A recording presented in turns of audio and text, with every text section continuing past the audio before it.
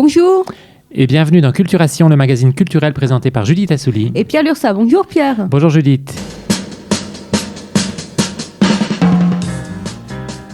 Dans ce magazine, nous parlons de littérature, de cinéma, de chansons, de musique israélienne, de tout ce qui fait la richesse de l'actualité et de la vie culturelle de notre pays. Et au sommaire de cette émission, Uzi Ritman, son histoire et ses chansons. On écoute tout de suite une chanson très connue, Noladeti LaShalom. Uzi Ritman, Noladeti LaShalom.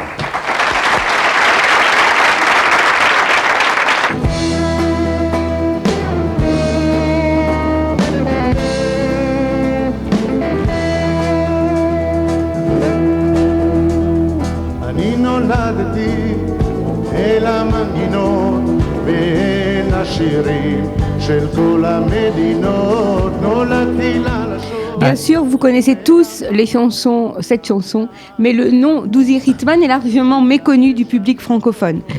Il y a 15 ans, disparaissait à l'âge de 52 ans, ce chanteur à la voix extraordinaire. Et c'est l'un des piliers de la chanson israélienne des années 80 et 90. On peut d'ailleurs voir là la photo de son mémorial à Ramat Gan, là où il a passé toute sa vie. Alors Uzi Ritman est né en 1952 à Givat Shmuel. Ses parents sont tous les deux des rescapés de la Shoah. Son père était Chazan. Et pendant son service militaire, il rejoint la Laakat Pikoud Merkaz, la fameuse troupe militaire du commandement Centre, et il compose ses premières chansons, parmi lesquelles Miyada chez Kahriye, qui sera interprétée par Boaz Sharabi, chanson qui fait partie du répertoire associé à la guerre de Kippour, et qui d'ailleurs, pour la petite anecdote, cette chanson était interdite à l'époque de diffusion à la radio, car considérée comme exprimant des sentiments de lassitude et de désespoir, ce qui évidemment n'était pas très bien vu, et les critères de la censure à l'époque étaient bien plus stricts qu'aujourd'hui. Et on écoute un extrait de cette très belle chanson, Miyada chez Kahriye.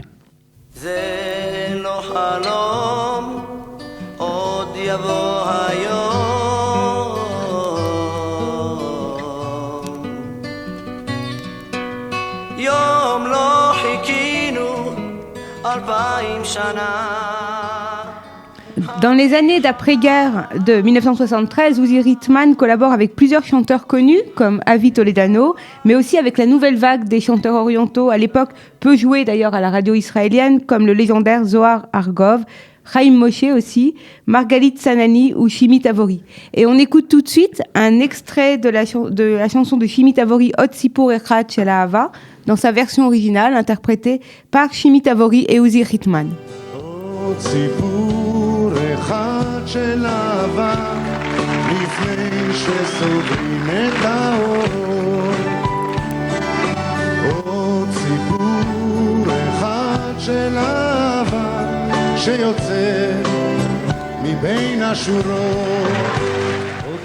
Toutes ces chansons sont devenues des tubes que tout le monde connaît, même si son nom est parfois moins connu, en tout cas dans le public francophone. Et Uzi Ritman a aussi écrit une chanson très célèbre, Noladeti LaShalom, qu'on a écoutée en introduction, à l'époque des négociations entre Israël et l'Égypte.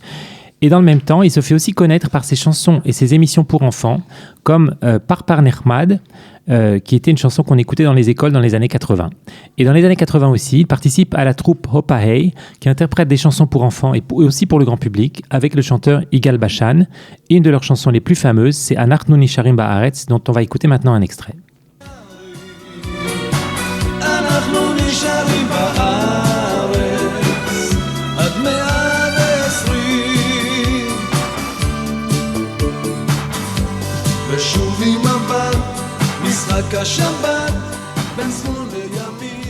Alors, le journal Olam Katan a récemment publié une interview qui avait été réalisée avec Uzi Ritman peu de temps avant sa disparition, et on va vous en donner quelques extraits. Lorsque le journaliste en herbe lui demande si ses chansons expriment une conception du monde, Ritman répond que chaque artiste a une conception du monde. J'ai écrit la chanson Kan Noladeti car je pense que le peuple juif n'a pas d'autre endroit qu'Eretz Israël. Si nous tirons les leçons de l'histoire, nous devons admettre que partout, nous avons été des étrangers. Même les Israéliens d'aujourd'hui peuvent s'installer à New York ou à Los Angeles, y faire des affaires et y réussir, mais ils éprouveront toujours un manque et une nostalgie de leur pays.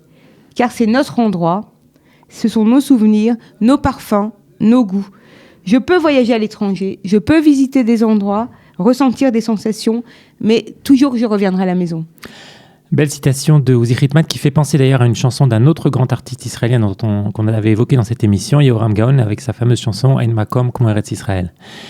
Et dans cette même interview, Ritman parle de la musique israélienne et de sa spécificité. Il dit comme ça: nous sommes un peuple en voie de création. Israël est le lieu du rassemblement des exilés. Et c'est pourquoi il abrite une telle diversité de goûts musicaux. Chacun apporte sa culture, sa tradition. Oui, il dit aussi on ne peut pas effacer la culture d'un enfant yéménite qui a entendu les chants du Shabbat de la bouche de son père après le Kiddush. Et l'enfant venu d'Europe orientale a entendu les mêmes chants sur une mélodie différente. À présent, tous sont réunis dans la même maison. Quelle sera notre mélodie ? Chacun apporte ses trilles, celui-là sa mélodie, et c'est ainsi que naît une troisième musique. Et c'est sur ces belles paroles que nous concluons, Judith, cette émission. Et à très bientôt dans une nouvelle émission de Culturation. À bientôt.